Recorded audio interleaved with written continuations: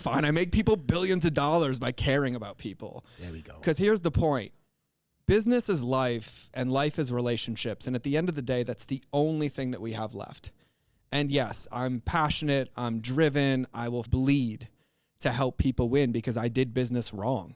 Flex Lewis here, Straight Outta The Lair.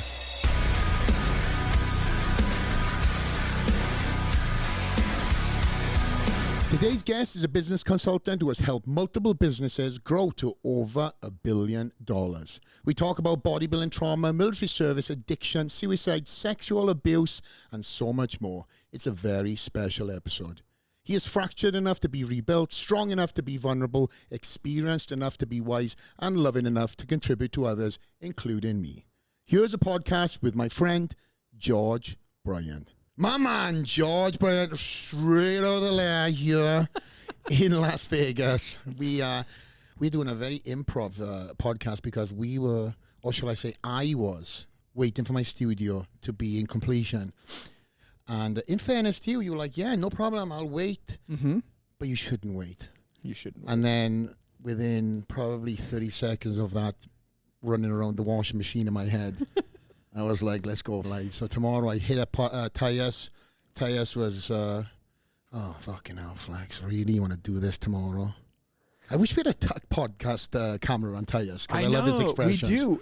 But we have to have the switcher, though. Yeah, we have the switcher. He can't put it on himself. He's giggling back there. But anyway, nonetheless, Tyus, of course, he was like, let's go. We're doing one Wednesday. We're doing one Friday. And then it's the last one. So really, my friend, you are... creating, well, you're part of history on the sofas here until we go into the next studio, and you will definitely be a guest on the next one, pertaining to how good this one goes, of course. Oh, of course. Like, I still have yet to figure out why I'm here. And besides the fact that our calves match and I have pink boots, the rest is up to you, man. You know what? Before we get to the pink boots, and obviously that is your brand and everything else, we met what would it be, a public speaking engagement. Yep. Actually, shout out to our boy Keaton. Yep. What up, Keaton? Limitless Society. We done an event there. There was myself, you, Rob, Keaton, Wes Watson, Bradley, and the man himself, Ed Milet. We all done I think it was a great event. We really connected hard out there. There was the first time that, I was made aware of you, but my gosh, within 30 seconds of us meeting, I felt like I'd known you for years. So for all the viewers that are watching this, that are thinking, man, this guy has got incredible calves and some pink boots on, tell us your story of who you are, and then we can, not from the very beginning yet, just what you do when you're in Las Vegas and what you do for many of the great people that we've already spoken about. Yeah, man, I love it. And thank you for asking that question. I feel like my life is a gift. Like, I'm in Vegas because I'm friends with you, but I'm blessed to have the people that you named that we get to speak with, and yet I'm standing there most of the time, and I'm like, why are you guys giving me a microphone? Oh, bro, come on. I'm like, I ain't got Spotify streams, I ain't got music. I'm like, I get an opinion that nobody wants, and I share it with you willingly. You see all my views start falling off right now. Get them back. Come on, George. Get them back. All right, fine. I make people billions of dollars by caring about people. There we go. Because here's the point. Business is life and life is relationships. And at the end of the day, that's the only thing that we have left. And yes, I'm passionate. I'm driven. I will fucking bleed to help people win because I did business wrong. I came into business because I had a wound and I wanted to make money, and I never realized what mattered in life. And so I had it all. I had the world record. I had a New York Times best-selling book. I had a #1 app in the world. I had everything everybody wanted except happiness. And it wasn't that I didn't want those things. It wasn't because they didn't make me happy. It's because how I got them caused collateral damage. And it's really hard to enjoy something and call it abundance when people paid you money when they shouldn't have. When you sold something that couldn't have helped. When that wasn't what they should have used their credit card on. And it started to eat at me and eat at me and eat at me. And I was already walking other wounds. I was dealing with PTSD from death and my attempted suicide and my addiction and killing people and going to war. And then you stack on trauma and sexual trauma and relationship trauma and becoming a father when you've never done any work. And, you stack all of it on, and it was just like a recipe for disaster. And the longer it went, the more I was just miserable. And it made me really, really lose touch of like what mattered. And I was blessed that I did it all wrong and I lost it all because I wasn't going to quit, but I wasn't going to get rewarded anymore for doing business the wrong way. And I just started to focus on what mattered. And I was like, what did I want? Like, what would I have needed? Like, what would I want to say? And I was like, how would my mom go through this funnel? Like, what would my kids need to get if they bought this? Like, how would I treat them? And I was like, there has to be another way. And I start obsessing about business and people, and I start looking at the ones that are winning. And I was like, this is just a game of relationships. And I was blessed to not have a big skill set. Like, I wasn't supposed to be an entrepreneur, right? Like, I left homelessness and life, and I was like, I'm going to go be a Marine because that's what broken people do. And I was like, I'm going to do 30 years. I'm going to retire, and I'm going to hand out smiley face stickers at Walmart. And I wish I was joking, because to me, that was what happiness was compared to where I came from. That was everything for me. The first one that's going to make it, to own a home, to have money, to not have addictions and trauma and social services and child protection. Like, that was it. I won. And so that was my career, and that was it. And, after getting, blown up one too many times and apparently not having good evasion skills, but at least I'm alive. Why am I laughing at this? Because I do. Oh my gosh. Right? I was like, there has to be another way. And the crazy part is that I just kind of was forced by life, right? I ended up, my wife was 8 months pregnant. I was about 3 weeks away from bankruptcy. I was miserable. I was losing everything, and the world around me was colliding, and I wasn't going to quit, but I had to surrender, and I walked away from everything. She's 8 months pregnant, 4 weeks away from bankruptcy, and I walked away from everything. What is everything? And I mean, I walked away from a company. I gave a company away in 24 hours because it was out of alignment with who I wanted to be. And your wife is 8 months pregnant? And I'm 3 weeks away from bankruptcy. Wow. Because the company was generating revenue, but my self-sabotaging behaviors were spending all of it.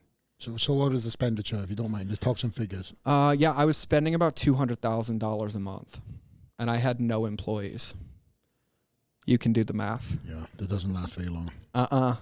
Didn't matter what I was making, right? Because I didn't want to do it. And I kept trying to convince myself that I did. And so I just kept avoiding it more and resisting it more. And I basically drained it until I didn't have to make the choice to surrender because I was too chicken shit at the time. Wow. So I surrounded myself with it, and it was the hardest, one of the most painful decisions I've ever made, but it felt right because it felt true to me. Like, I was like, this is it. Like, when you made a decision, like, I'm going to do this. Like, nothing ever felt so right. And everyone in the world said I shouldn't do it.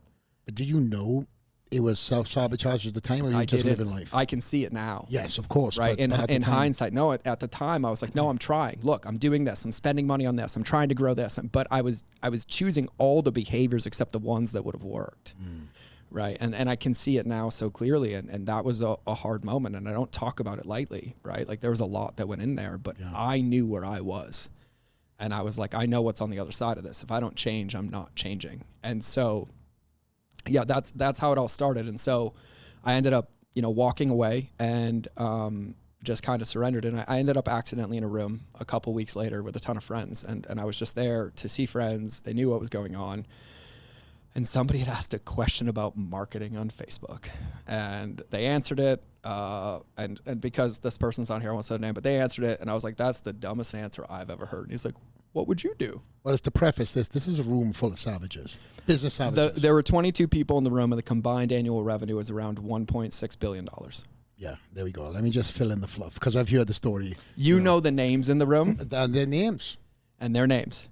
Friends of yours. Friends of mine. And I just showed up. And for me, I was this guy that didn't have any school training, didn't know anything. When I got out of the Marine Corps, I accidentally became an entrepreneur because I didn't want to be fat. I didn't want to be bulimic anymore.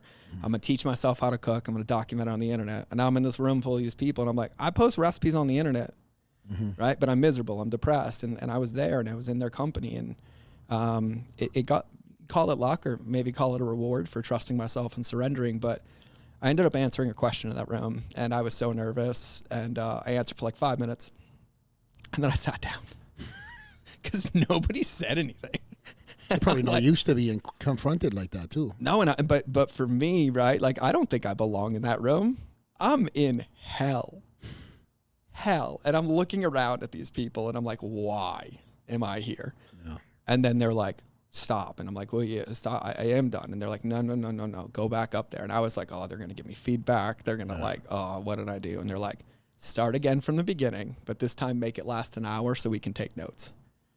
And so I just explained to them how I thought about people and how I thought about business. And because I wasn't in the business anymore, I was able to see the mistakes that I made because I was so clear, and I just started teaching. And in that room, there were 22 people and 20 of them hired me that day. 20 of them. And one of them came up to me and was like, I want your help. I'm like, I'm in. And we get on a call. I spend like an hour and a half. And I was like, all right, fix this. And in a week, their business doubled. And so then they're like, we need to get on another call. I'm like, why? By the way, did you just double somebody's business that's worth 1.something million? Yeah, her business was doing about 1.2 million a year.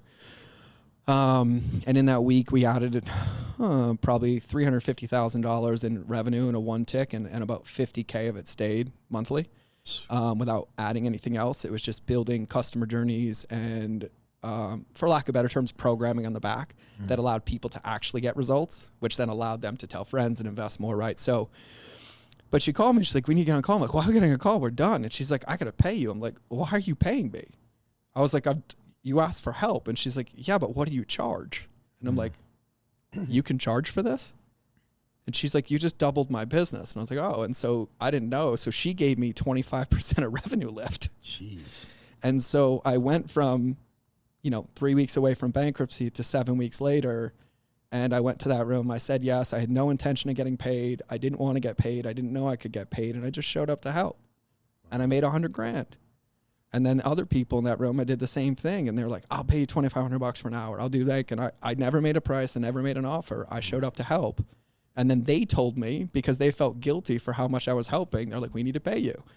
And so that's where my numbers came from. And then you fast forward a year and a half later, and I was one of the highest paid digital marketing consultants in the world. You ain't $2,500 anymore. I am not $2,500 anymore, Daddy. But I will say, you don't have to speak about numbers on what you charge. That's personal to you. But I will say that, what you've been able to do with companies is being unbelievable. And the number, if I was to say it on this podcast, sounds one hell of a big chunk of change for an hour of your time. Yeah. But when you get that out of your time, you realize what you get. Yeah. We've been working in this room for the last 2 days. I have a whiteboard on my room that I had 8x10s of all my photos. For everyone who's been watching this podcast knows I've got photos. George came in, get them photos done. I need a big whiteboard on the wall. I need, and then when we put it up, it's too small, Flax. We've got to get a bigger whiteboard. There is easels and papers and sticky notes and all kind of pens, all under the sun. But again, you guys have been, my wife included, and will, as well as one of my other staff who's flown in for this moment, who's actually changed her flight. Yep. Within, I would say, 15 minutes. 15 minutes of meeting me. She's like, I'm changing my flight to stay until Friday. When you would even charge Friday. Yep. But again, I think, again, not to segue the story, but that's the power that you have. You have something special. And this is one of the reasons why I wanted to get you on the podcast, because for the athletes that are watching this, and for the who also love, the both worlds of business and bodybuilding, fitness and bodybuilding, etc., fill in the gaps, that are watching this, and we now have a very incredible growing fan base who are now transitioning wider and wider for the scope. This is a critical podcast, I feel, for athletes to hear, whether they're ready to hear it or not, because you haven't been born into this. No. You haven't been led a path of righteousness to just tick a box and turn into this. You have honestly lived. It's like you've lived about 20 different people in the short 39 years you've been in. We're same age, so I know that you've been on this earth. And when we met, first of all, we clicked as if we've known each other for our whole life. It was wild. We started talking. There were certain things that you said, and I was like, boom, I invested my time into you as you invested time into me, and then we kind of looked up for air. We were in a business mixer. We were in the room full of 100 people. Plus. of like savages, and we're in a corner wrapped around a table. Two little lovebirds. The two little 5'7", fullbacks running around. I like that 5'7". Yeah. I'll take that. I know. 5'6". I'm being nice, and I'll call you Irish. Yeah. Because I love you. Better in English. Sorry from English fans. I just lost all the viewers on that part of the continent. Get them back, Flex. Yeah. Get them Well, back. yeah, that's your job. But going back to... I love Manchester United, but I don't watch football, but I sponsor them. Here we go. Oh, do you really? Again, this is the thing about you. You have so many fingers in so many pies, so many toes in so many waters, that it's incredible for me. Again, one of the reasons why I wanted to get you on the podcast, because even now, and you had a business partner that came in here, and it's just another feather to the hat that I didn't even know you had. And I don't even think we're going to cover, a percentage of what, your life has been in that 39 years. Yeah. But you have worn so many different hats, as I said, but bodybuilding has been one of them. It has. I wanted to preface that. Yep. You have been up as high as 270, I believe you said. 270 at 5'7". And lived that bodybuilding's lifestyle. And before we go into, digging deep on the past. Hold on, I want to clean something up. Oh. I was fat when I was 270. You don't have to say that. No, I do. I got to be in integrity. Hold on. But it's knows. I'm standing next to Mr. 212, and I'm like, yeah, I'm 5'7", walking around at 270. People are going to think like you blew you up and added 40 pounds. No, I looked like the blueberry girl from Willy Wonka. Oh. I just wasn't purple. I was white, a little tan. Muscle, though, like 225. Got you. 225, 230 when I was like at my prime. Got you. Which was like 2007. Yeah. It was after I almost lost my leg. So that was after the wheelchair, because the wheelchair is what blew me up to like 270. Opiates, wheelchair, no movement. I want to dig all this. I want to dig all this. But before we go there, bodybuilding, would you say, I'll say, what I say this, because I want my fellow athletes, bodybuilders, to hear this from your mouth. All the success you have, how much would you say bodybuilding has taught you, with the commitment aspect of things, to transition now into the business element of things in life? The shortest, easiest answer is, if I have to answer that, you don't get it yet. And if you get it, you've already won the game. Because there is no finish line.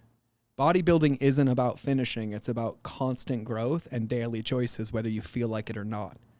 That's what success looks like, because success is boring because it's simple and repeatable, and it's not fun. That's the part why people lose the game, because they try to use business to have fun instead of using business to buy fun.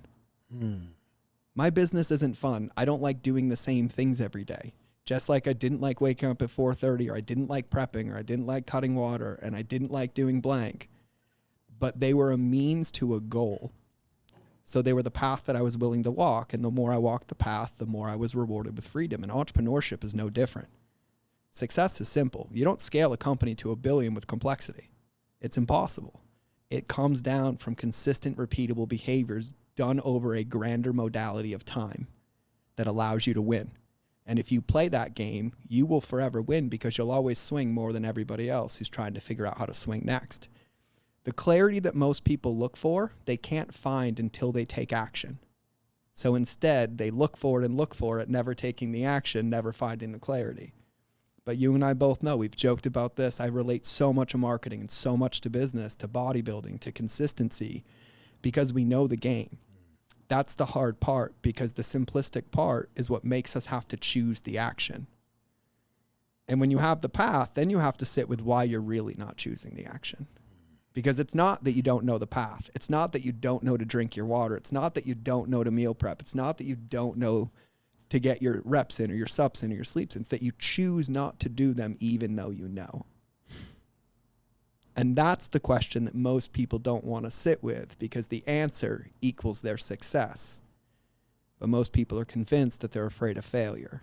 They're not. They're afraid of success, because success means that their entire identity, every story, everything they've ever been known with, they'd have to let go of to write a new book. So it's easier to say the workout doesn't work instead of I don't work. It's easier to say the fork made me fat rather than I chose to eat it.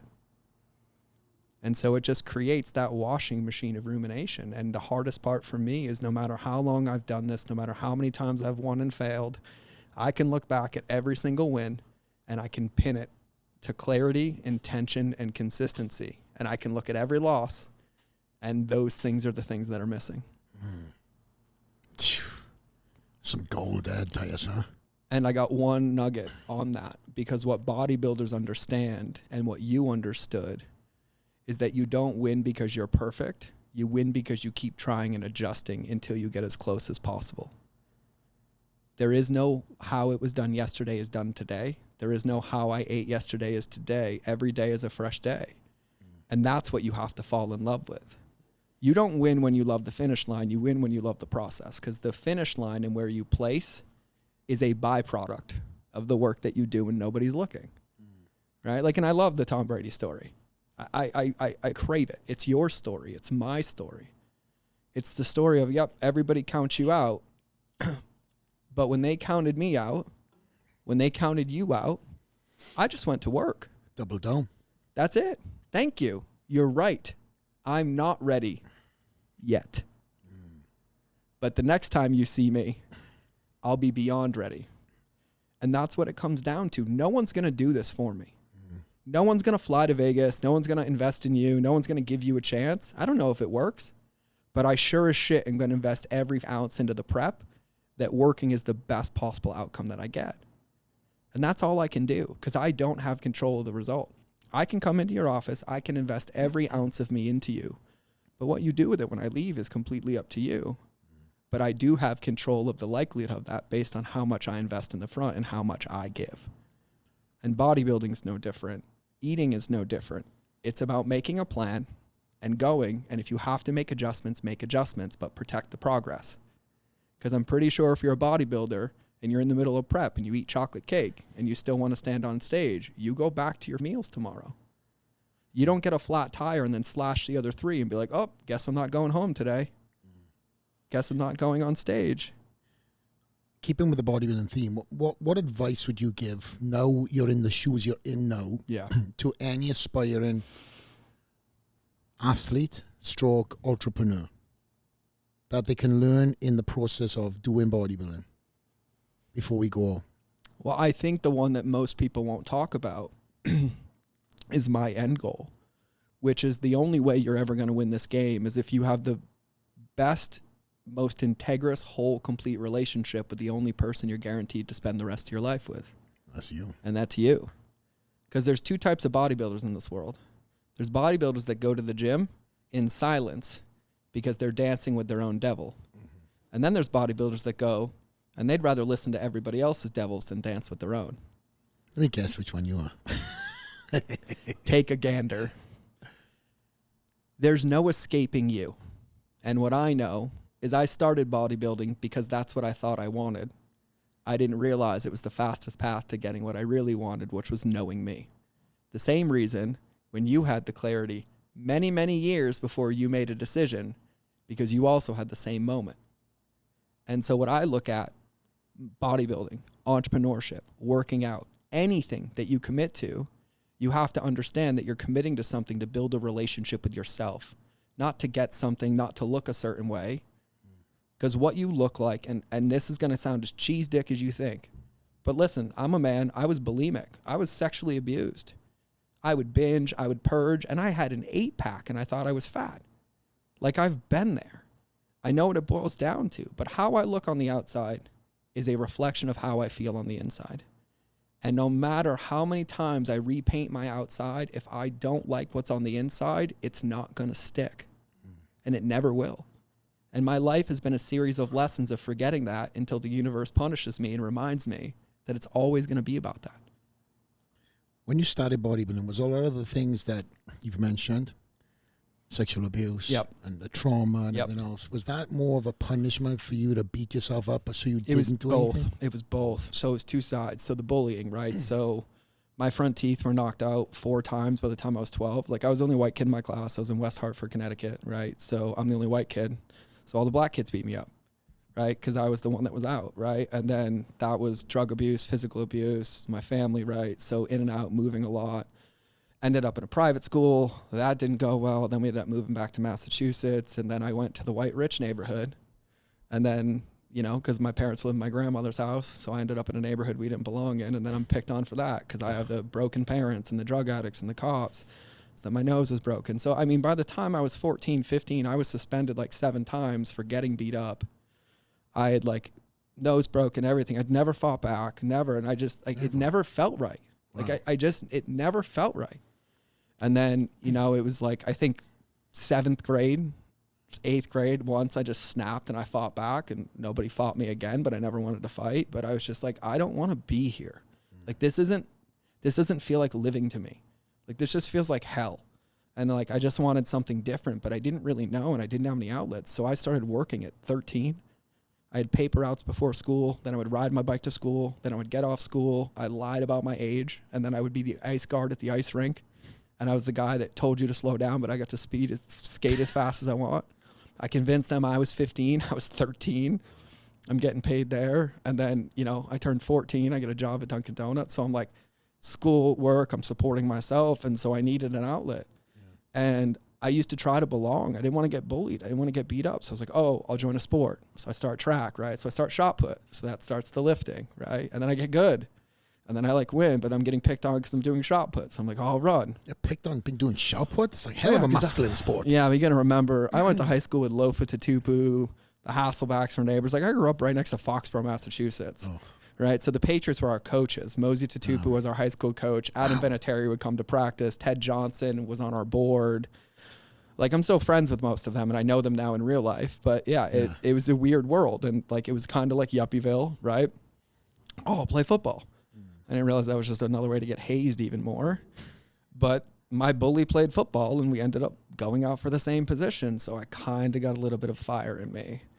And I was like, oh, and like I kind of got legs. And I'm this stocky 185, you know, 5'7" that was fat. And I was like, oh, I'll start lifting. Yeah. Oh, I'll start doing. And then, you know, by junior year, I was like, oh, I'm on the varsity football team. And then I played, and I didn't really like it. But I was like, oh, I can do this. Like, I don't need these people. Like, great. Yeah. You make fun of me. You pick on me. You can pump my gas in 6 years.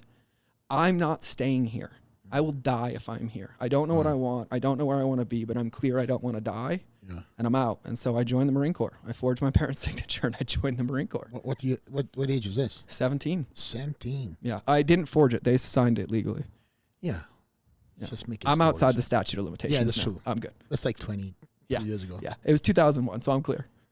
Yeah, so that was like 17. And so then here's the thing. I struggled with my weight, right? Because I was bulimic. And so I tried to join the Marine Corps, and I was like 35 pounds overweight. So the recruiter tells me I'm fat. I'm like, oh, I'll lose the weight. I lost the weight in like 2 weeks because I was like straight back to like bulimia cycle, and I depped in the Marine Corps. And then they actually helped. They're like, yeah, run, get skinnier. And then I go to boot camp, and I come out a soaking wet 149 pounds.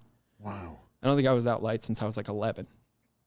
And so then I came out. I'm super fast. I'm a Marine. I'm overconfident. But then I was like a twig. And then the Napoleon complex took over because about 9 months after I was a Marine, they called me and I volunteered to go to Somalia. And so I ended up in Somalia, deployed. And there's only 2 things to do when you're deployed: survive and lift. And so that's all we did. How long you out there for? 13 months. 13 months. And so by the time I got out there, I was probably like 177, 178. And then when I left, I was 235. And I would eat like 8,000 calories of MREs every day. That's all I did. I would just eat, lift, and work. Eat, lift, and work. And we were walking like 15 miles a day in 120 degrees. Oh my gosh, you burned that off. The majority of it off. So like I just had to like eat and eat and eat and eat. But that's kind of what got me living. That's like back when I found you originally, which full circles this whole thing, which is, that's a whole different conversation of the Matrix. But, and that's kind of what lit the spark. And bodybuilding for me was the first thing that helped me develop a relationship with my own self. Like I knew I was doing bodybuilding because I thought I was fat, because I didn't feel good. But having that awareness is what started me healing, right? Because that was the outlet I was choosing, but at least I was choosing something. I wasn't choosing alcohol. I wasn't choosing drugs. Was I abusing working out? 1,000%. Because after bodybuilding, it then went to massive lifting and powerlifting, and then it went to my RKC, and then it went to being a competitive CrossFitter, right? And it was just because bodybuilding wasn't doing it anymore. It wasn't hard enough. It wasn't stimulating enough because I was still an addict. You're still chasing that. I was still chasing punishment. it. I was. You cold? Huh? You cold? No, I'm purging right now. All right, okay. This story is like real for me, man. Yeah. I mean, I've been talking about it for years, and so typically my body, like I don't cry, I smile, but like my palms sweat. I still get nervous. I get chills. I'm glad. I wanted to make sure that you No, were you're cold. good. No, my heart rate's only 77. I'm good. But that's how trauma represents itself, right? Yeah. It's this interesting thing. And so, yeah, it's bodybuilding and what I, at the core of it, like to even close what you said earlier, like whichever you slice this, I don't care who you are. I've worked with literally some of the greats in the world. One of my teachers is responsible for 77 gold medals at the Olympics. He's an Olympian himself. He coached Lance Armstrong, Tiger, everybody. And I listen to this man who's like 78 years old, of like walking wisdom. Like this guy has been at the Olympics. He's taken everybody before. And like, he echoes the same things to me. And he reminds me of the same things and the same question you're asking. And the reason I struggled so long and so hard is because it just seemed too simple to accept. And then the longer it took, the harder it was. And then every time I accepted it, just get easier. I'm like, no, I am a series of my choices. Who I am today is a series of every choice that I've taken before today, which means tomorrow is going to be a series of choices from today.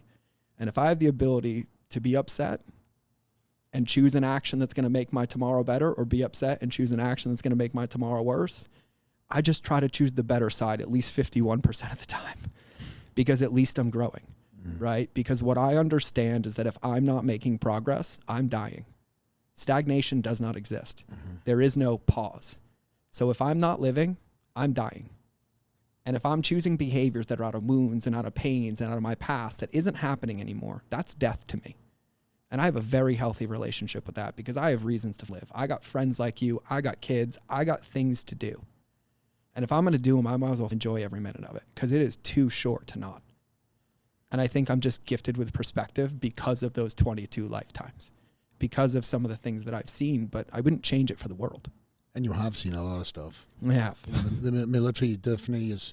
I don't want to skip off that part because that is something that, you know, civilians like me who have many friends, and that was supposed to be in a path that I was lined out for me. We were talking about that last night. I know, and I failed on flat feet, which is the last thing that I ever thought I'd fail on. I did too. Well, so evidently. So no, here's the thing. This is what's funny. You know this about me because you're the same way.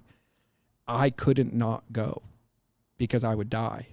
And so I practiced walking for 2 weeks and flexing the arches of my feet to figure out how to hold my toes. So when I duck walked across the floor, I could hold them up and I passed. I didn't know there was such a thing. Yeah. Yeah. You have to basically like try to be a ballerina. You got to like really like flex your feet and like hurt them because when they test you for flat feet, they make you walk. The normal walk is easy. Yeah. It's the duck walk because they make you get down and walk like a duck. And it forces you to put your whole foot on the floor. So I was like trying to roll like the outside of my foot. I don't have no duck walk. They just looked at my feet and said, nope. Bro. And then it was like no joke my whole career because of the height and weight standards, right? Because they use this metric taping system. And they're like, oh, you're 5'7", so you have to be 172 pounds. If you don't make it, we have to tape you. And so they would tape me because I was like 183. And they're like, well, your neck's 18 and your waist is 34, so you're 22% body fat. I'm like, no, I'm not fat. Can I have a DEXA scan, please? You're 7% body fat. Go back to work. And like, that's the whole military too. But it was this just like constant, man. But yeah, that's how I got in. I had to like, and I was colorblind too.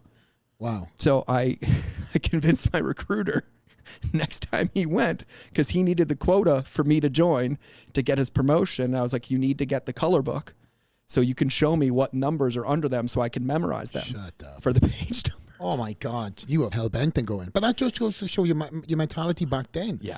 And obviously things that you've gone into, which we've got so much more, ground to cover. But I want to get this chapter down because I think this is a critical part of the podcast before we move into the success. Because a lot of people want to hear about, hey, tell me how you grew all these businesses to over $1 billion. No, there's a story to everything. And again, I love, more than anything else, success is great. But success doesn't come without failure. And failure is what I love hearing about because that separates the men from the boys and how, the failure stories are so much better. Obviously, you know when you're going through them, of course.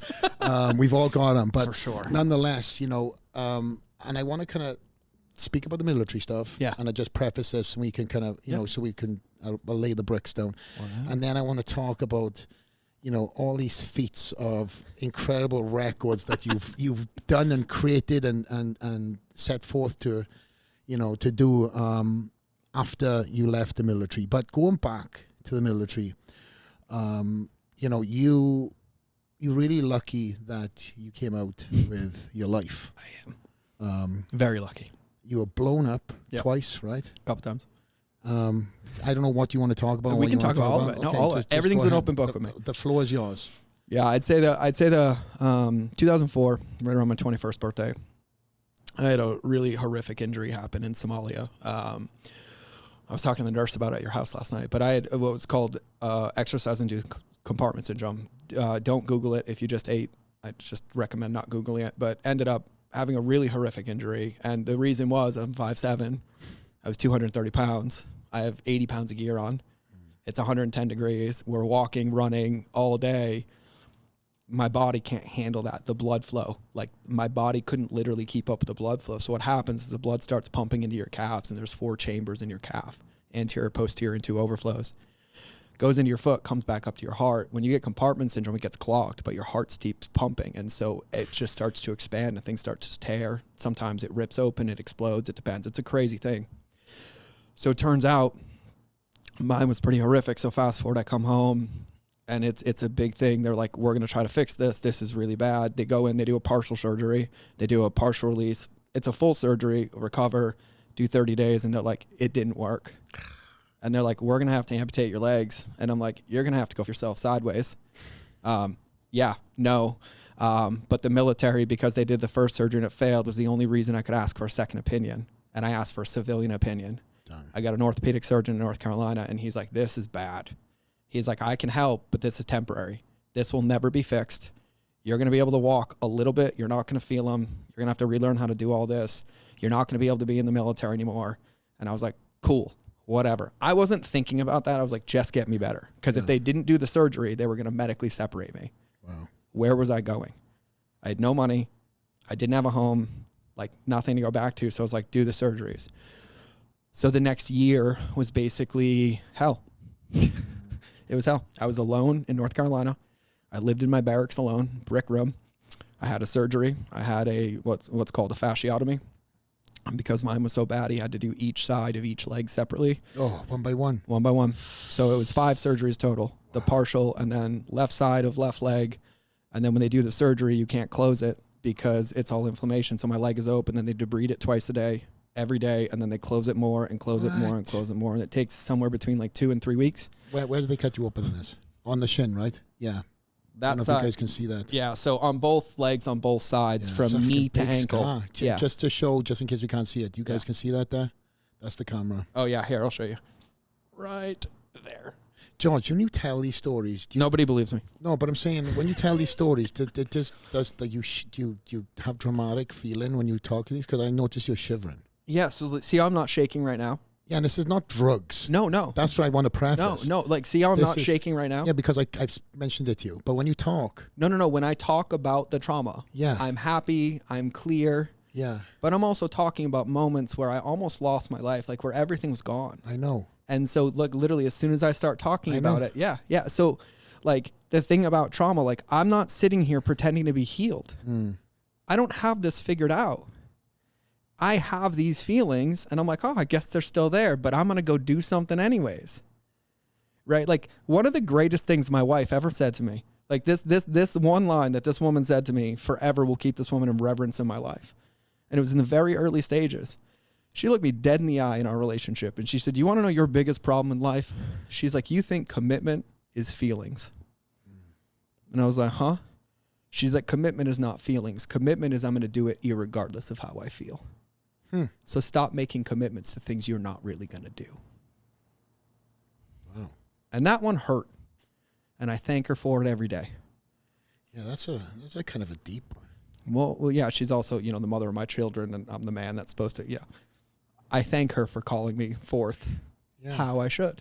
but it's you true. shook the snow globe on that one. And so when I sit here, right, when this stuff comes up, there's some stories, like when I talk about the suicides that I witnessed, right? My body doesn't shake when I talk about them, right? What I've noticed is it's when it's my story, the trauma around mine, and I've healed it, but those are a part of me. They don't go away. They just become a tool in my toolbox. It's a place to meet you. I'm like, yeah, I've been there. Let's talk about it. And it's a tool that I keep. It's what gives me, I don't know, for me, it's purpose, right? Like how this all came about, when I walked away from that company, I went down to the jungle. I went down to Costa Rica, and that was my first meeting with Mother Ayahuasca.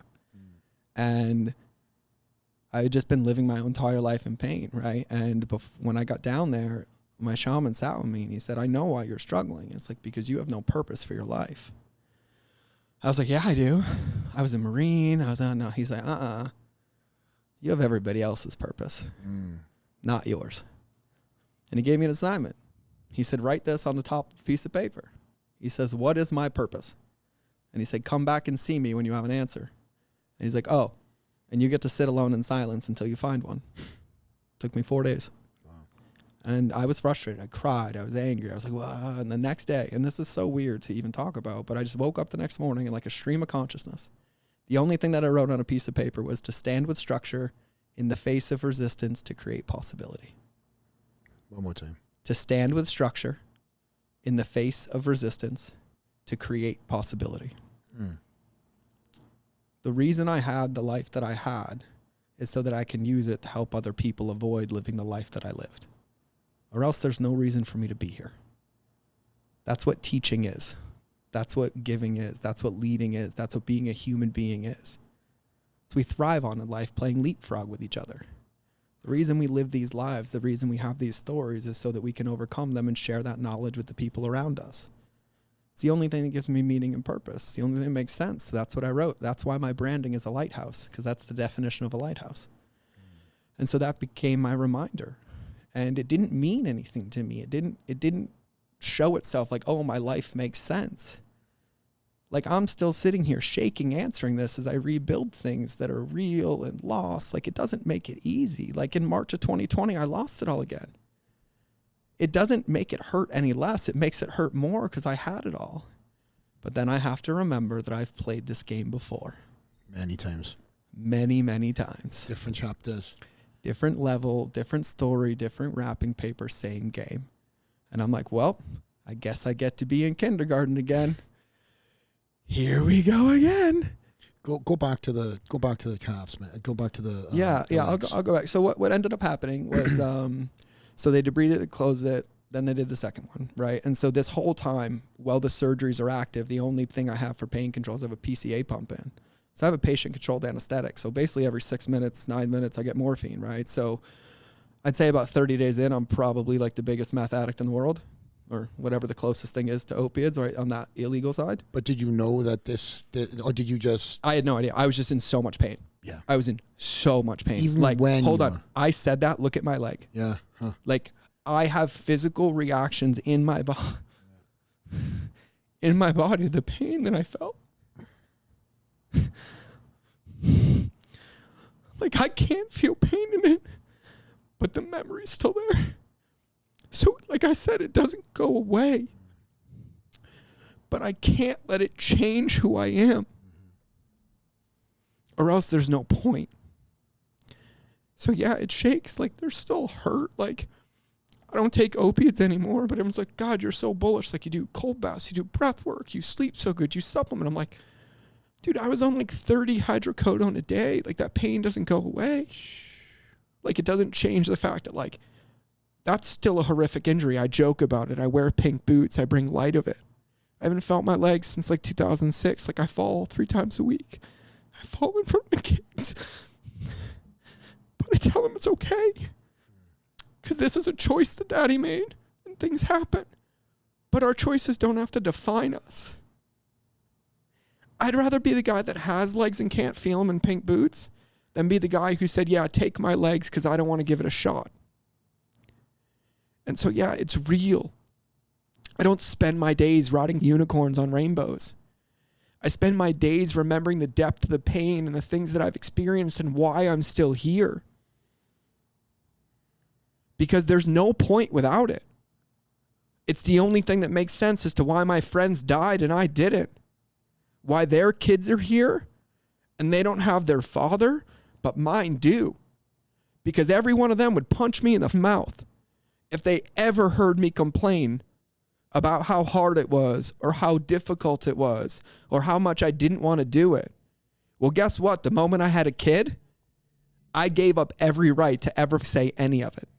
So as far as I'm concerned, just shut the fuck up and get to work because you're going to end up doing it anyways. And for me, that's real. It still hurts. It still sucks. I still cry. I've cried in front of you 7 times in like 6 conversations.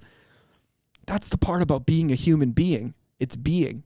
It's being sad. It's being happy. It's being angry. It's being upset. It's being jovial. And irregardless of how you feel, it's making a choice that you're proud of in the moment. And so, yeah, it's real. And I do walk around and pretend like it's not there. I know it's there. But I'm the one who chooses how it defines me and if it does. And I refuse. Just like most of our friends, just like you, just like everybody else and everybody look up to. I'm not fucking special. I don't think I deserve platforms like this. I don't understand. And most of the time I don't believe what people say to me because I'm open with them. Like, I'm just trying to figure this out. I'm just as much a student of the game as you are. I get just as lost. I get just as scared. I get just as upset. I get just as lonely. And I've just been in those moments enough that I realize that I'm the only one who can get me out. And if nobody's coming, I should probably start walking to figure out which way gets me out. Well, Mitt, I think just to say, home in on something you said, you say you don't know. I think the reason why you are where you are, excluding your expertise in seeing things that others don't. Yeah. You really pour into people. I do. You really pour a lot of yourself into even people that, dare I say it, I'm not very fond of. Mm-hmm. And you've always caught me out by saying, I'll still, if you've said it many times to me, I'm not naming names, but these people are shitbags. If I don't, then they win.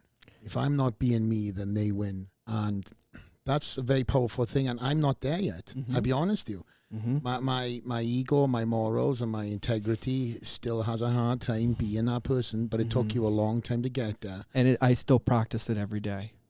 Because here's the thing, Flex. You want to know why I pour into people that people think are shitty? I'm alive because I was shitty for 34 years and people poured into me anyways.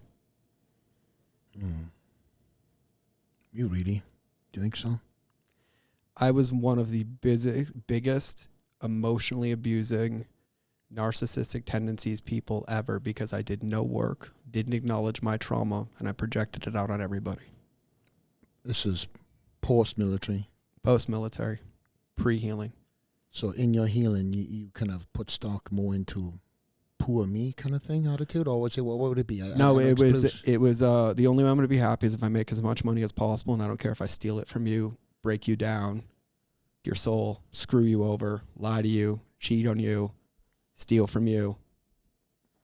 I'm not a saint by any means. Then. No. But I know how to make things right. And I know who I want to be as a man. When did that go off you? After my son was born. It was always there. Mm-hmm. But to hold something, to have something that like is fully surrendered and trusting, that demands all of you, that breaks down any wall that you'll ever have up. Oh, I know. And you know. Because I know your son, and yeah. I love seeing you as a father and your daughter and your family. Like, because people see like people, right? Like that's what it boils down to. And it's just about choosing to do it right when you can. And so, yeah, it's not easy. Like, it's not like, oh, I'm so glad this person fucked me over. Let me try to find the benefit. But like, I've probably read Viktor Frankl's A Man's Search for Meaning 100 times. I've studied out of Vedanta and philosophy and consciousness and Buddhism, and I'm a personal development coach and a teacher, and I do plant medicine. I've done cognitive behavioral therapy, eye movement desensitization and reprocessing, cognitive processing therapy. I've been and I've danced in kind of all of it.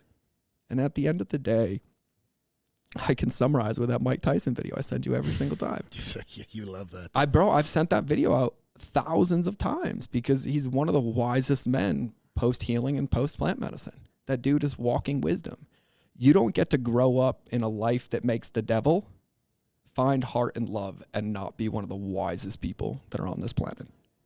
He's lived such a life. When you grow a life where your entire purpose is killing people and then you heal and turn that into loving people, that's where people learn when you pay attention. And he interviewed Sadhguru's and some other stuff. He was just talking to this one young guy, and the guy was so proud of himself because he made money, he stepped out of the game, but he was talking about he was cutting all these people out of his life, and Mike just checked him. And he's like, oh no, you lost because the devil changed you. Yeah. And it just like cut me. And it was that video that made it all made sense. I found that video 3 years ago. Wow.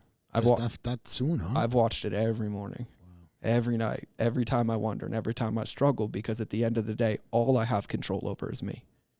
And if you've said something, if you've done something, if anybody has, and it changes my behavior, I'm losing. Yeah, they win. They win. And the reason I'm here is because when I was an asshole, when I was mean, when I made bad decisions, those people didn't let me change them. And that's the example I saw that made me want to be better. I'm thinking, where can I go with this? Because there's so much more that I can tap in with you, George. I'm going to have to like totally change the picture, because I want to make sure that the fans that are watching this know that what you've done in categories on your life. You've been to the top and you've hit the reset button after being on Mount Everest, where people strive to get to. You have gone, okay, done that, on to the next. I can relate to that in so many ways. I know that's why we love each other. It's like, it's great. You're like, welcome to my washing machine. I'm like, Flex, your washing machine is my washing machine. As for most people who know me, probably a lot of the things that I don't post on social media, I obsess with things until I know about it. And then I'm like, okay, I know now. And I've trained with the best of that. Let's take fishing. I grew up fishing.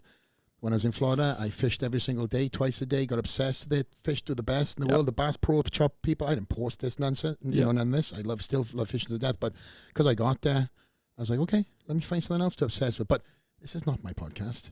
Yes, it is. Yeah, I'm interviewing you, but with that said, where did you all of a sudden one day think, I want to set the world record for box jumps? Where the f did that come from? Everything in my life is an accident, man. Everything. And I say that knowing it's not, but in a way it is. But you set the world record. It's been broken, right? I tied the world. Oh, it's been broken since. Okay. Now it is astronomically unachievable. Okay. Some 5'10" and a half mutant can fly. But what if it's not done in height? It's done in height, but it's not in relation to your height. It's just a steady, standing, static box jump, irregardless of your height. Okay. So here's how it happened. Fly. So 2004, 2005, almost lose my legs. Yeah. Have the surgeries, end up sticking in the Marine Corps. They tell me I'm not going to walk again. I make a full recovery. The surgeon tells me you're only going to be able to use your legs for about 7 to 10 years. And then if you keep going, you're not going to be able to use them. I didn't tell my work that. My physical therapist wrote, I made a full recovery. I was with her every day for a year, She wrote that out for you. Mm-hmm. So because I was in the military, I didn't have a choice but to go to PT. It was required. 8 hours a day. 8. So as soon as I recovered from that surgery, my full-time job was PT. So I'd be in there 2-3 hours a day. She'd send me out, exercises, do this. So we literally flex muscle by muscle, piece by piece, rebuilt every ounce of my legs to relearn feeling and proprioception. So I literally would stand on an isolated Bosu ball and throw a ball at a trampoline while bouncing back and forth for hours a day. So the level of awareness that I have about my legs, the flexibility, the mobility, all of it. The baseline is something that most people will never achieve. And just in my calves. And my calves were already big. They're pretty big. I know, but I know. After that was it. And I didn't think much of it. I just went back to being a Marine. And what happened with my legs was that the more I used them, the better they felt. And the less I used them, the worse they hurt. And so it made me get addicted to working out again. But I wasn't lifting. I was just doing like fitness. I was a Marine, so I'm leading Marine, so I'm running. I'm running already. Back to running. Well, she got me running on the 11th month because in order to stay in the military, I had to pass a physical fitness test on the 12th month, which meant I had to do 20 pull-ups, easy, 100 crunches, easy, but I had to run 3 miles in under 28 minutes, and I hadn't walked. I made it 27:45. Were you in pain when you were running? I cried the whole time. Wow. I took like 2,400 milligrams of ibuprofen, and I mainlined, jacked 3D, and I chased it with a Ripid energy drink. Were the military aware of any of this? No. Well, that was all legal. They gave it to us. They gave me the Ripid. They bought me Jack 3D when I was deployed. It was my favorite. You mainlined Jack 3D? Oh yeah, the original. Like with an insulin pen or something? No, I just dry scooped the one with the ephedra in it. No, not mainline. Oh, sorry. Okay. Oh wait, hold on. Context of podcast matters. Yes, come on. Sorry. No, I know. I also said it on purpose. Okay. No, I dry scooped it. But yeah, and then I ran, and I cried the whole time. I'm so glad I went back into that tires because that would have been... No, know. Don't do that. Don't do that. I was like, hold on a minute. Someone from Jack is in prison, and they just had their like ears tingle, and they got off a little bit. They're like, somebody's talking about us. We made an impact. I'm like, we all missed the original formula. They're looking for them boxes. They're gathering dust in some warehouse somewhere. Jesus, I'm like, talking about it in a podcast. Someone's got them. I know there's some somewhere. Yeah. And so, I barely made it. And then I passed, and I have to thank, and this is relationships, man. Like, listen, I'm not wearing my hoodie because I'm on your podcast and you're my boy and I'll always rock your clothes, but like relationships beat algorithms. That's my main thing. Relationships beat algorithms. That's it. And you have a hat that you've seen you wearing. It's getting tattooed on my arm. It's on my backpack. Amazing. It's on my website. I'm getting a lighthouse tattooed on my arm. Like it's the thing I'm not, it will go on my headstone. I promise you. Relationships beat algorithms. Relationships beat algorithms. Like, George, the most valuable liability you'll ever have, Bryant, relationships beat algorithms. Consider it done. Put it in my will. I'm done. That's it. And everything in my life, every win, every loss. We were talking about this before we did the podcast with Who's in the Hallway. Mm-hmm. People forget that you've never had a win in your life without somebody directly contributing to it. Luckily, I just remembered, and I can think back, and I remember I made that, and I looked at my boss. His name was George. He was 38 years older than me, owed me nothing. I'm some shithead piss-on Marine, and he saw something. He said, hey, I know you're not underweight. I know you're not supposed to be in, and I know you barely passed that PFT. You have 6 months. No one will say a word. Do not let me down. Wow. I went to work. Mm-hmm. I won my first triathlon 3 months later. So my PT, when she was rehabbing me, I couldn't walk. So what did I use? The water. So she made me swim. She made me kick. She made me do things I hated doing. And then I was already good at running, and I threw a bike in. So she signed me up for my first sprint triathlon, got the itch, and I won. So then I trained for a half Ironman. I ran the Nike Town 30K with no feeling in my legs. So basically I barely passed. He bought me 6 months, and I was like, all right, I need to be the Terminator, because if I don't use my legs, I'm going to lose them. And the doctor was clear. And I was like, great, I need to be unbreakable. I have to think about what my boss is, what my deployments, what my Marines, and I have to outbreak them. And so I started training 3 to 4 hours a day on just my body. Weighted vests, walking up hills frontwards, backwards, bear crawling, burpee broad jumps uphill for hours every day. And I was like, I will break me so you can't break me. And I got to the point where I could run 3 miles in 15:50. I weighed 180. You've seen the picture. Yeah. I was yoked. Yeah, you were. And so I just went. And as long as I used my legs, they didn't hurt. Ended up with 2 broken legs from stress fractures, healed those, and I went right back in. And so I passed, and then I made it my mission. I was like, I'm going to be perfect. Before my injury, I swore I would never be able to get like a 300 PFT, because I had to be able to do 20 pull-ups, 100 crunch, that was it. But it was 3 miles in under 18 minutes, and I'm like a fullback. I'm 5'7". That's a sprint for me. It's 11.5 miles an hour or something. And I was like, that's it. That's my goal. And I set a goal that I need to be able to sprint 3 miles. How have you sustained that? It's just crazy. I started sprinting 100 yards until I could sprint 150 yards until I could sprint 200 yards. It took me 7 years to get that goal. And then at like the top of my career, year 10, all my Marines are 10 years younger than me. I've been through all the injuries. Now I have 2 traumatic brain injuries stacked on top of it. And they nickname me the PT Devil, and nobody will train with me. And I'm just pumping out perfect numbers left and right. Wow. Because I can't stop. Because if I stopped, it hurt. If I stopped, I lost function. And so it was just kind of like a byproduct. And so that's what made me the full recovery. And then I went back on full duty, back to being a Marine, ended up with 56 Marines underneath me, and then ended up back in Afghanistan in 2010. How many years were you in at that point in time? So I was in a total of 13. So I came in 2001. Somalia was 2004, 2005. And Somalia that was my home base, but I went to almost every country in Africa, flew over to the Middle East. I had a pretty insane job, hence the injuries. And then, rotated around. I was in Lejeune, North Carolina, ended up stationed in Hawaii. And that's why I got into the triathlons, because my rehab is after I deployed and they did my surgery. They needed to send me somewhere to rehab. So they sent me to a unit that was non-deployable, which happened to be Hawaii. And so, but my PT, that's why she was a triathlete, because that's like the hub of triathlon. So in Hawaii. So that just so happened that that's what I fell into. Yeah. And so same thing with CrossFit. I get to Afghanistan. I'm still having to work out. Well, there was only one gym. It was a CrossFit gym. Didn't you say you were kind of doing some bodybuilding stuff? I was still lifting, right? Like, so what I would do is I would do PT as a Marine, right? I'd do my cardio and then I'd go to the gym for an hour, right? I'd lift, I'd stay strong, right? Like I was still putting up huge numbers. But then I get to Afghanistan and I'm out there for 7 months, and the base is 22 square miles, but we operate where we are. And my unit, our area, we had one gym, and the guys before me had built a CrossFit gym. So the only thing I had to use was a CrossFit gym. So I just started CrossFitting. And so this is how the box jump comes in. So I just start CrossFitting, right? I pick a workout on the CrossFit website. This is 2010. CrossFit.com. I was like, I'll do the workout. Well, I started posting my times, and my times were really competitive.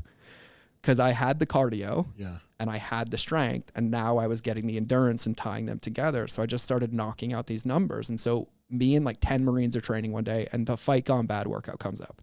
The what was it called? Fight Gone Bad. Fight Gone Bad. It's a series of like 8 stations, and one of them is box jumps. Okay. Well, there's 10 of us doing it. We only had 2 boxes. And so the only thing next to us left was shipping containers.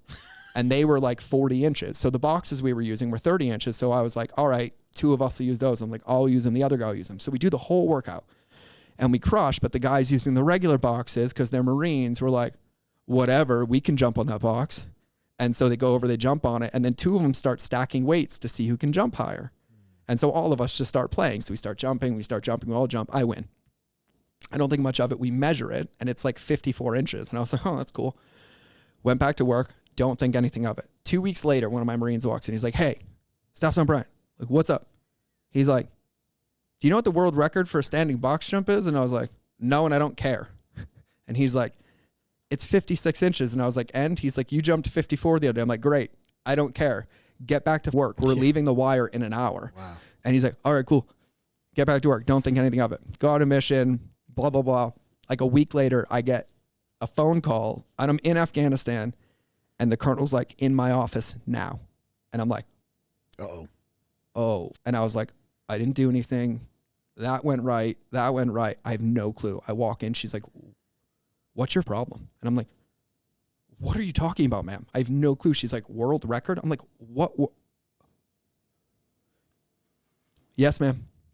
She's like, you're attempting a Guinness World Record, I hear. And I was like, yeah, I am. And she's like, is this the first time you're hearing about it? I'm like, no, ma'am. And she's like, are you covering for someone right now? I'm like, no, ma'am.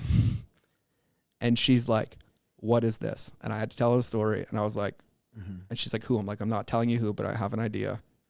She's like, well, this sucks. You have one option. I was like, what is it? She's like, do it. Wow.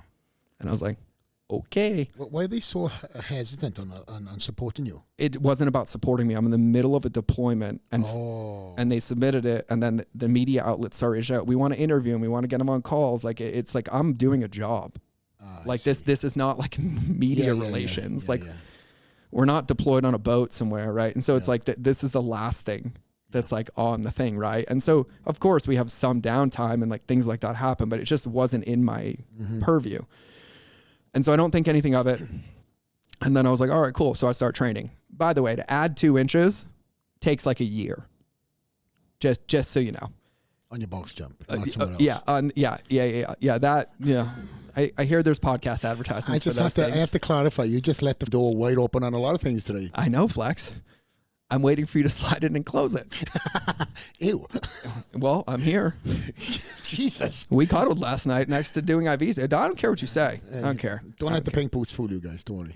That's why he likes them.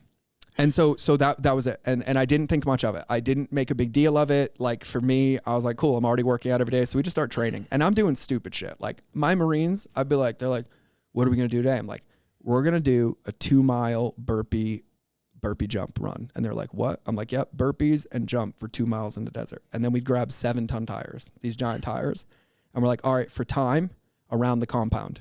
1.5 miles of tire flips. Like that's the stuff we were doing. But you were just making stuff up. CrossFit was in its very early infancy stage. Yeah. And we didn't have like big gyms. Like we had a couple bars, we had big tires, we had ropes. So like for my rings, we had to pull out the construction equipment and hang my rings on the forks. And most of the stuff was on Reddit and stuff, right? Forums and whatnot. Yeah. There wasn't like a designated website. No. There was people throwing in We were stuff. hearing about it and CrossFit.com was just started. So we're like making stuff up, right? So we just start training. So I'm like Googling stuff and I realized that a lot of what was left was like flexibility and proprioception, right? And so I ended up doing it and I tied it, right? Not a big deal. Ryan Moody is who held the record. He had an incredible company. He was in CrossFit already and he was waiting to break it and he's incredible.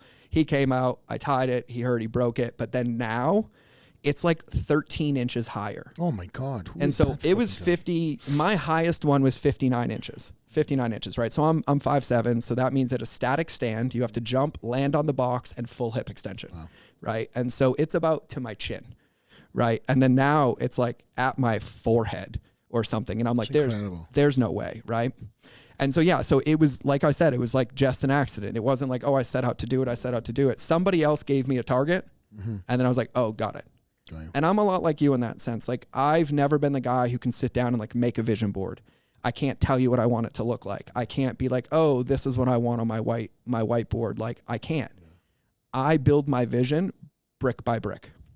Because I don't know what I want it to look like. So the reason I try so many things is because I don't know. So instead of guessing, I just try. And I'm like, oh, don't like that brick. Let's throw that one out, but I'll put a new one at spot, or let's keep that one. And so that's how I built vision. So sometimes somebody says like, oh, here you go. And I'm like, oh, I guess I'll accidentally do this. And I'll remember, like my book, I'm a 22-week New York Times bestseller. I would have never been a New York Times bestseller because I didn't care until I asked my publisher, just like curiosity. I'm like, hey, like I'm doing a book, like what's it take? And he looked me dead in the eye and he's like, you'll never make it. Oh, tell me again. Okay. I know. And like, that was it. And I wasn't mad at him. I was like, oh, but thanks for giving me a challenge. I figured that one out and I broke every record in the book. And so I think it's just, I'll go back to something I said earlier. I just really, really, now in hindsight, it's easy to see. I didn't see it at the time, but I really get that it's just a series of my choices, right? Like, and I use my son as an example. Like if I walk home and I walk in the door and we're playing or we do something and I do something to upset him and he tells me he's upset. Well, as a father, I have 2 choices. I can continue to upset him or I can hear him and choose a different option. And it's so easy with him because I would never choose the first option. But as a human, I'd be met with the same thing and I would just continually beat myself up. I'd have guilt and shame and fault and blame. Oh, you're such a failure. You should have gone to them. I'd shoot myself to death. And I'm like, I would never do this to my son. So you know what my shaman told me to do? He made me change the background of my iPhone to a picture of me when I was 5 years old. And he told me I had to keep it until I could look at it and never be mean to myself again. And it stayed as the background of my phone until 2 years ago. Wow. And so every time I picked up my phone, the hundreds of times a day, I got to see my son, but I got to see me at his age. And it's really hard to have a negative thought. It's really hard to be like, oh, you're such a failure. And so I just use my environment to remind me of my greatness. Pink for me is a reminder of my choices as a father, not for you. Relationships Beat Algorithms, a reminder for the people who stood for me when I couldn't. I don't do it for business. I do it for me. It just so happens to make me money. And so my whole world, everything, my friendships, the way I pour into people, I do that to hold me accountable, because that's how I stay sober. And sobriety for me is choosing my heart and not my story. It's choosing today. It's choosing this, not, oh, I shouldn't be here. Oh, this happened to me. No, those moments don't help me right now. They don't. And so I just keep trying to choose it, man. How often do you have the moments? On average, probably 367 times a day. Sometimes less, sometimes more. How do you deal with them? The big ones. The big ones, so I created a model for me, right? So what I've learned about trauma, what I've learned about triggers, I've experienced a lot of them, right? Is that what really happens is when I'm triggered or when I'm in trauma, is that all logical thinking goes out the window because I'm in an emotional state of fear. So any logic is gone, right? And I cannot be left alone to make decisions in that space, right? And one of my favorite things to my clients I say is, be present to never create permanent undesirable results based on temporary feelings. And so I think about the amount of times in my life where I was upset in a moment and I said something, found out after there was no reason to be upset, but the thing I said caused permanent damage. Yeah. Right? And there's a reason I have 2 ears and one mouth. And the moment I remember that, I tend to keep myself out of trouble. And so I have to be clear of how I'm feeling and what's happening in my vehicle and what's happening in my body. And so when there are big triggers that are coming, I'm not going to be able to work. I'm not going to be able to go in and write emails. I'm not going to be able to go coach a client. I need to handle it. And so I created a model for me. I call my SOS model, right? And so for me, when I would have big emotional triggers, my wife would support me. She'd tell me to breathe or go for a walk or remember this thing, right? And for me, sovereignty is being one with myself. Like, no one can fix it. You can't fix me. You can't make me take the choice. I can. So my job is to find tools that I can pick up when I feel out of control, that I can fall back on and that I can use. No different than I'm David Goggins and I'm running a 240-mile race. Something might happen. So if it does, can I pick something up and keep going? Right? Like that's kind of like the thought process that I have. And so what I recognize is that throughout my day, I'm crystal clear. I'm going to do this day, I'm going to do this day, but I'm going to get punched in the face. Guaranteed. I'm going to get hit with a lawsuit. I'm going to have a business partner fly in town with a 911. I'm going to have an emergency FaceTime at 11 p.m. last night that just led to an employee quitting this morning, which saved the company. Like, there's things that I can't predict in my day, but to pretend they're not coming is silly. To pretend that every day is unicorn and rainbows is silly. So I just assume I'm going to get punched in the face. And so I ask myself, what's going to happen if I do? And there's times I get punched and I didn't see it coming. And so when I don't see it coming, I know I can't necessarily do it in that state, right? I need a state change. And so I created a model I call my SOS, right? There's an inner circle. I call them the inner tools. There's the next circle. I call the inner circle, and the outer circle, I call the outer circle. Really, really hard. In the middle, the inner tools. This is anything that you can use by yourself to create a pattern interrupt in under a minute, right? So working out, going for a walk, listening to a song, reading a book, doing breath work, dancing, yelling, screaming, building Legos, like anything that is a pattern reset, pattern interrupt, anything different than what you're currently experiencing, right? The inner circle is up to 9 people in your life who hold you accountable to your potential but don't believe your story. I.e. Allie, or me, or you for me. Don't believe your story? Don't believe the story that you're telling yourself. Oh, I see. Yeah. Like most of our side conversations. When I come to you and I'm like, Flex, I don't have it in me. I can't figure it out. I've never done this before. And you're like, all right, fucker. Yeah. Okay, right. I got you. Yeah. I thought you meant, just to clarify, I thought you meant like, hey, I'm going to achieve this. No. The story and like when I'm triggered and I call you. Yes, I got you. You don't placate me. Yeah. You hold me accountable. Got you. Right? That's the 9 people. That's the 9 people. And I'm going to explain how this works in environmental design. And then I have the outer circle, right? And these are people that are one-offs, right? My lawyers are in the outer circle. My accountants in the outer circle. Some of my friends are in the outer circle. Anywhere where I could have problems, things in my life, things that come up. It's almost like my Rolodex of solutions, right? Mm-hmm. So what ends up happening is on my iPhone, if you open the notes on my iPhone, the pinned note on my iPhone is my SOS. And so what it lists out is it says, whenever you're triggered, this is your SOS, inner tools. And on the inner tools, my number one inner tool for me is walking in nature. If I'm upset, if I'm triggered, you've seen me do it. I go outside and sit in the sun, right? I go outside, that clears my head, helps me process my emotions, right? The next thing for me is breath work, right? Sitting down, dropping into like 5 minutes of breath work, right? And then the third one is like a hard hike. Like, you love them hikes. Bro, that's where I find my demons, man. Like, there's a book that, and listen, I have an incredible recommendation for everybody listening, and especially like everybody who has this mindset, bodybuilders, everybody. The book is called The Comfort Crisis by Michael Easter. You heard that, Tyus? The Comfort Crisis by Michael Easter. And I'm obsessed with the Japanese term of misogi, right? So everybody can Google it, look it up. It's an incredible thing, but I do one a month.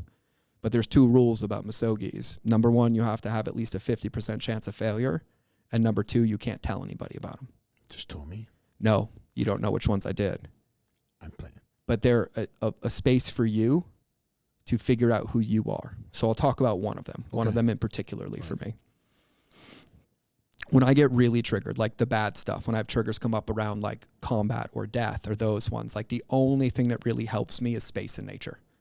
No one talking to me, no other therapist. Like, I know what I need in that space, right? It's quiet time. And so when I go out there, I know I'm emotional. Like, I know I can feel it. It starts as anger, right? And anger is like a secondary emotion because I know I'm sad underneath it, right? So I'm like, throw the weight vest on, right? I'm like, I'm gonna break this. Let's go, right? And then like, you're like, oh, and then the moment you commit, that anger turns to tears because I'm alone in the woods. There's no one to hide. It's just me.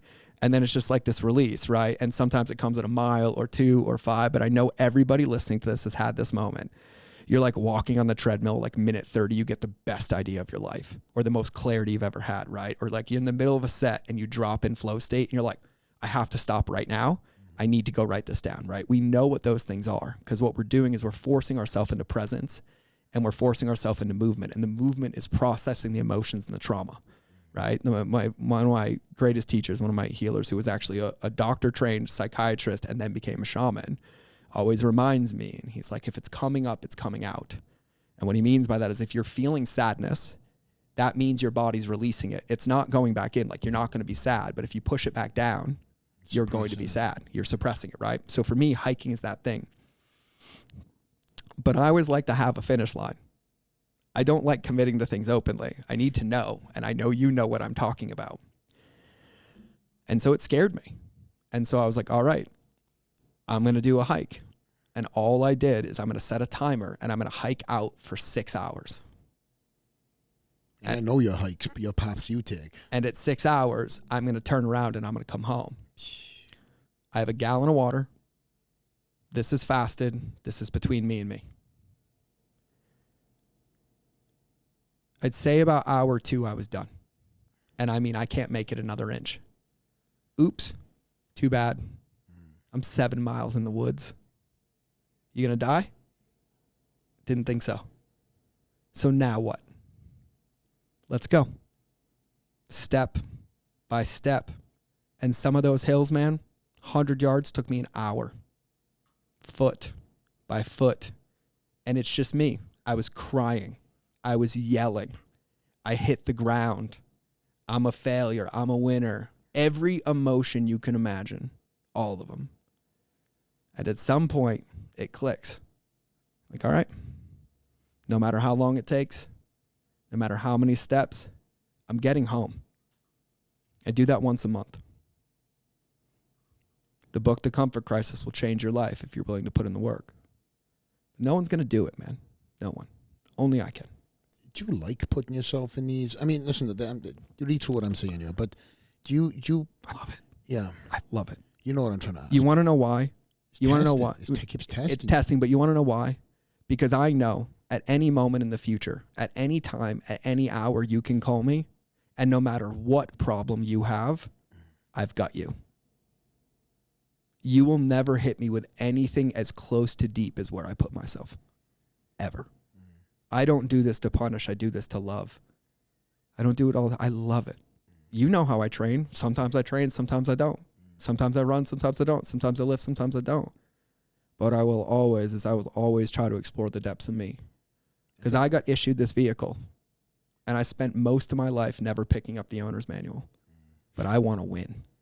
And that's why you've got such an incredible client base that literally fly you in from all over the world, that gravitate to you more than anybody, because unlike other people who put themselves, on a stage, will only tell you the good things of life. They will not tell you like, hey, I had a shitty day yesterday, because for them that's bad marketing, it's bad branding. Where on you, hey, I cried twice today. And that is that's one of many reasons why you know that movie like Liar right? Liar with Jim Carrey? Yeah. I feel like that's my life now. Once he could only tell the truth, once I realized, so for me, the definition of freedom is honesty. I'm uncancelable. You got to that stage though. I'm unwaivable. Yeah. Because if I tell you, you can't tell me. I mean, I literally, you're like, I get to dinner, you're like, how are you? I'm like, I love you and I'm supposed to be, I'm miserable and I am so lonely right now. And I'm smiling at you. And you guys are like, oh, I'm like, oh, I'm good, but I just wanted to be honest. Yeah. Are we okay? You still doing dinner? Yeah, we good. Yeah, we're good. Anyway, and I'm like, I'm not lonely anymore because you're both filling my bucket. But you would, again, you've just been jumping all over the place. And I know I want to kind of, this is 100%, and Tyus will agree in the background.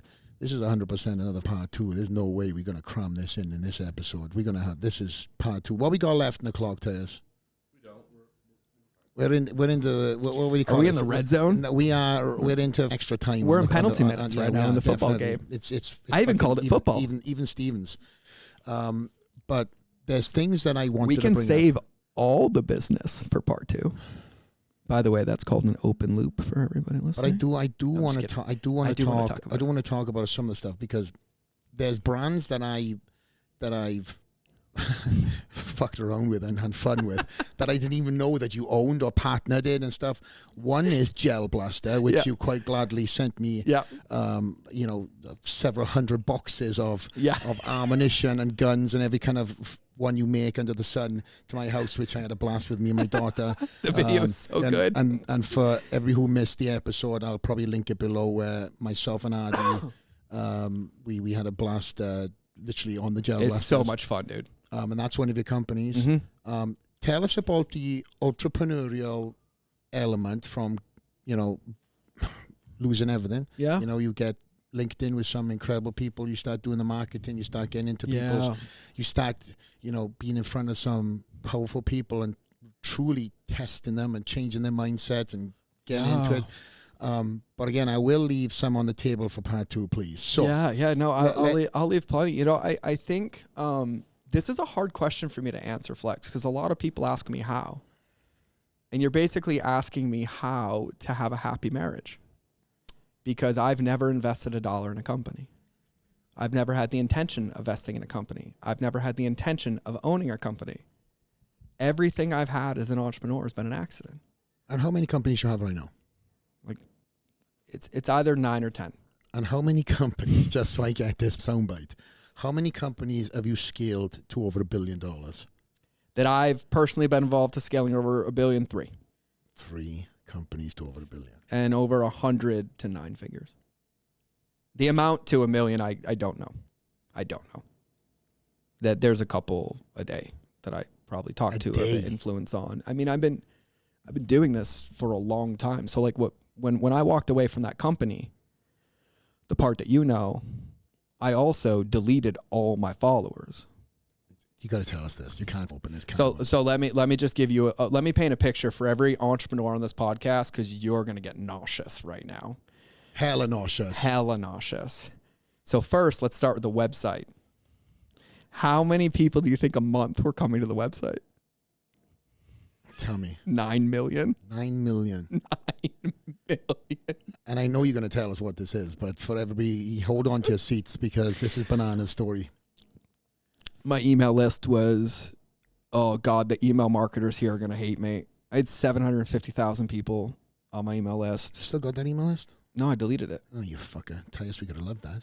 Oh, I got plenty. I got plenty of gifts for Tyus. Tyus doesn't realize that I'm Santa Claus in his world yet. Oh, I got plenty. And then, aggregated social combined, probably like 1.8 million. And so when I had the clarity, I was like, I have to close this book. There needs to be a conclusion, not another chapter. I need to write a new one, kind of like you're doing right now. And Jesus Christ. Yeah. And so when I made the decision to walk away, I was so done.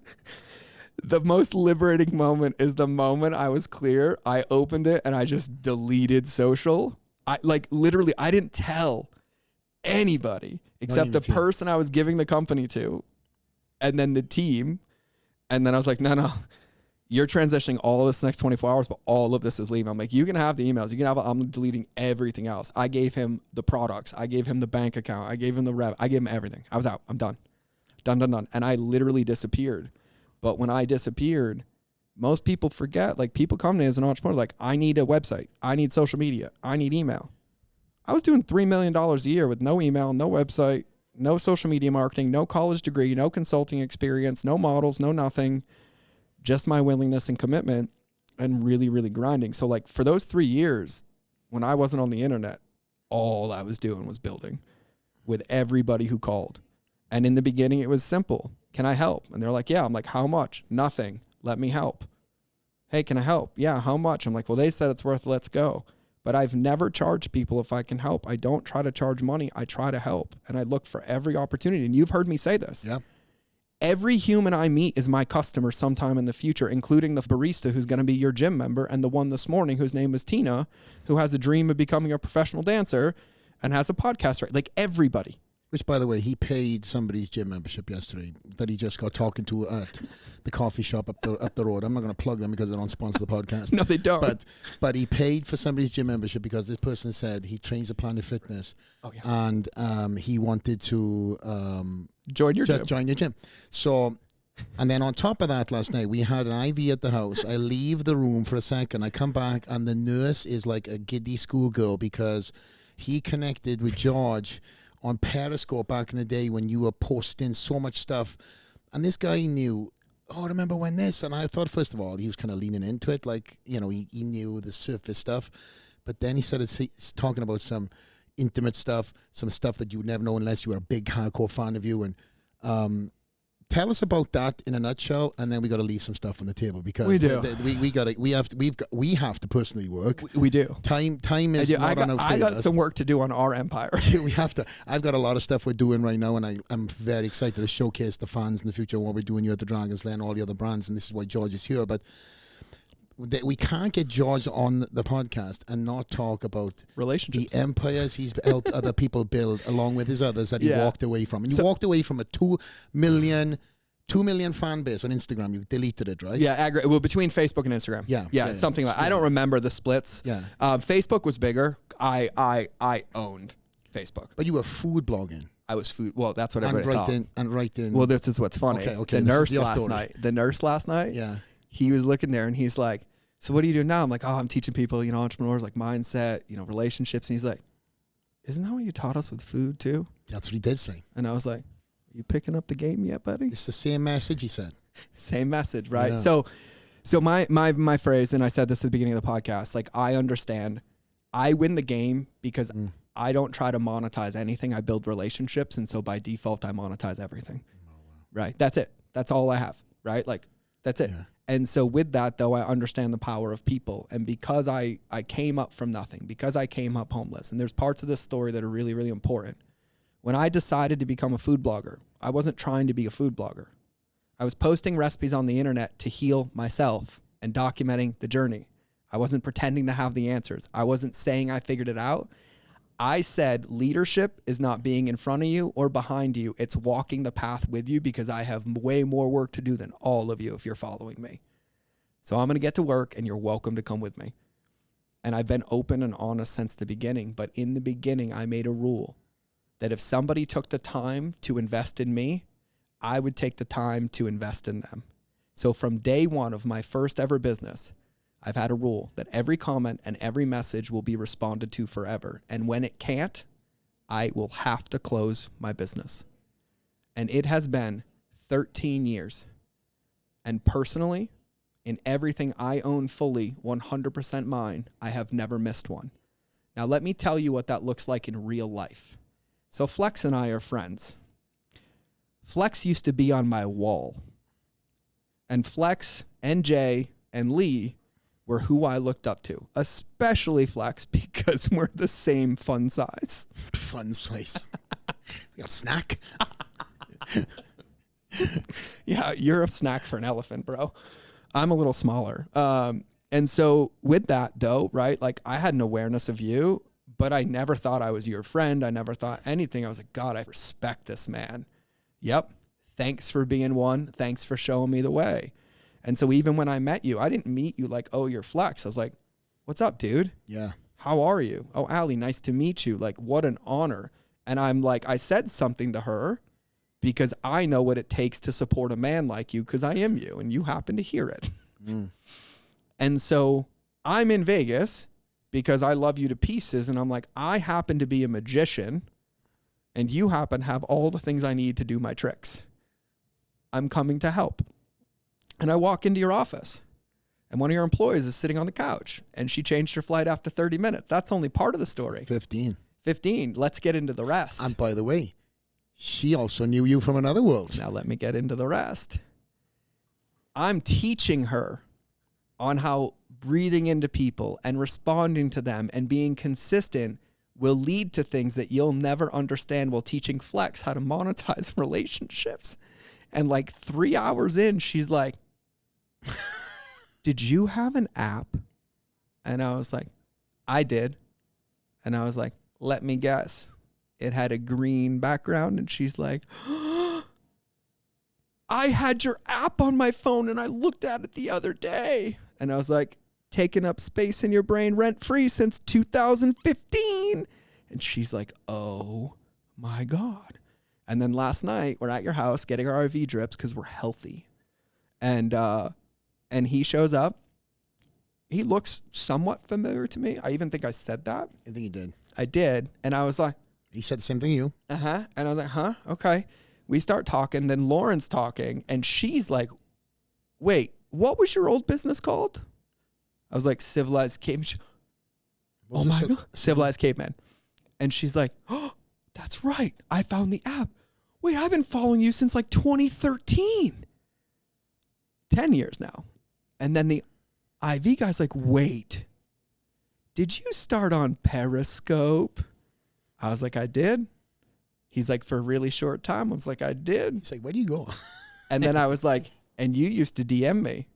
And he's like, I know. Yeah. And then they both started chuckling. And then I'm like, I'm in Las Vegas, away from my home in Montana, with a mobile IV in Flex's house with his employee that's known me for 10 years and a guy who walks in who's known me for 8. And both of them had no clue who I was when they met me today. That's the power of relationships. Because what I understand is that the only thing I can control is the quality and intention of my inputs. But what happens after that is not up to me. And so all I do is invest in people because I don't want anything back. I don't need anything back because that's how I feel full in the world. And now I'm just in a perspective that I've been doing this since 2010. And now my life is just a series of people thinking I paid them to walk into your house last night. That happens weekly. And everyone's like, and I'm hanging out with you, right? And like, I go walk somewhere with you. Ain't nobody coming up to me. And I love that because that means it's about them and not me. And that's what makes me happy because I'll never forget one of my greatest teachers asked me how I would define success. And I said, when the student executes the right path and thinks it was their idea. And that's how I define my success. I don't want credit. I don't want you to say my name. I just want you to remember the feeling. Because everything else will get taken care of. I think that's where we end. We can't go any better than that, my friends. And I think that sets us up for a part 2. Oh, I'll give them all the strategies, tactics, the juice. My man, my full intention on this podcast was to talk a little bit about George pre and George that we all know from, speaking engagements. We haven't even touched that. We haven't even touched the surface. When I tell you this guy has lived so many different lives, truly. I know. We haven't even skimmed the surface. And I think that's what makes you such a remarkable man. because you've lived, again, near-death experiences. You've put yourself monthly, weekly in learning situations. You're never content with, saying I've learned this and now I'm moving on. You're always trying to fine-tune that skill and then put it into your clients, into your friends, and making them better. Yeah. You're truly a remarkable man, my friend. And that's when myself and Ali were like, man, this guy. I said to everybody at that event, out of everybody I met some pretty big people. Ed Milet was one of them. Ed's incredible. Ed is incredible. But you were the one that kind of hit me harder than anybody, because we said some stuff, or you said some stuff. I was like, holy crap, that hit home. And you weren't intending to do it either. So from me to you, my friend, we have work to do. We do. And hold on. Oh. I want to acknowledge you as well, because if you spot it, you got it, but it takes two to dance, man. There was 2 willing participants at that table. And you understand me so well because I understand you, because it would take 12 podcasts to get all the flex out too. But it's men like you that help me be better at being me. And so I appreciate the out of you. I will bleed for you. I will die for you. I'm going nowhere. Like, I mean it. Thank you for being the example. My man. Whoa. You will always be the dragon I want at the entrance to my cave, my friend. Let's go. And I need to go lift again, because Flex and I are back to wearing T-shirts together. Yeah, I know. Well, I'm not fat, so I don't wear a hoodie anymore. Yeah, well, we managed to get you out to the hoodie and in that Straight Outta The Lair shirt, which is available on the website, flexlewis.net. Is that a good little plug? That is a good little plug. Tyus is nodding in the background. Oh, and get ready, because it's going to get so much better. There we go. Well, we are very excited to have you. We've got you until Friday. We've already been blowing our minds here and dropping nuggets all the time. I feel like I have to keep a notebook up around you, because I'm on the way to take a piss and you will say something. I'm like, what the hell? Stop, when you're running George, out stop. the door. But talking of stop, we will continue this podcast if we don't, watch out. So from me to you, my friend, thank you so much. Thanks, I'm excited for part 2. Me too. And I'm excited for the future, not just for myself and Ali, but for all the clients that you're working with, and seeing the new things that they get to experience by having you in your life. So and I'll say this, and we'll wrap. I think it's really important. And by the way, I can't wait to have you on my podcast either. So everybody listening, shout out to your podcast. Give a plug, my man. We'll get there in a minute. We're gonna have Flex on mine too. So we're gonna go role reversal in between, and we'll get back. But just remember this. I hate to deduce my life down to a fortune cookie, but when I retire, I'm launching a fortune cookie business, because no matter how much you hate it, no matter how much you slice it, everyone listening to this right now remembers that fortune cookie that you read that you said was so simple it's bullshit, and now to this day you do it every day and wish you listened earlier. Understand this. It's about collaboration and not competition, and you're guaranteed to win. It's about collaboration, not competition. There's enough for everybody. Certainly is, my friend. On that note... Oh, my podcast. Oh, plug it. Yeah, so you're in one of 2 buckets right now. Either I belong in a straitjacket, but I've already been 5150'd, so I beat you to it. Oh, jeez. And if you're still here, I share the safest parts of my crazy on my podcast, but it's mindofgeorge.com. It's called The Mind of George Show. We'll have Flex on, some of our incredible friends, but we try to keep it like this, real coffee conversations. We don't want to talk about the highlight reel. We want to talk about you. We want to be on your team. We want to breathe into you, and we want to give you a home to help you achieve whatever it is you want and hopefully get to the top. So that's what we do. It's called The Mind of George Show, 2 shows a week. And it's available on everywhere. Spotify, Apple, iTunes, you name it, it's there. The easiest place. And if you want to see the pinkest, coolest website of your life, it's mindofgeorge.com. It's all linked there. Tons of resources. And by the way, I think it's important. I was talking to your producer about this. Everything on my website's free. Everything I talk about, everything I teach. Actually, 90% of what I've covered in Flex's office is all for free on my podcast. And those are the things people pay 6 and 7 figures for. So I mean it. The choice is yours, but I will leave you with this. Don't call me and tell me it didn't work when you didn't do the work, because shelf help is not going to build your vision. And if you're consuming my content, you're building mine and not yours. So consume as much as you need to go lay a brick, come consume more, and get back to work, because that's the only way you're going to have what you want. Come on. Can't get better than that. All right, guys. George Bryant, Straight Outta The Lair, Flex Lewis. We are out.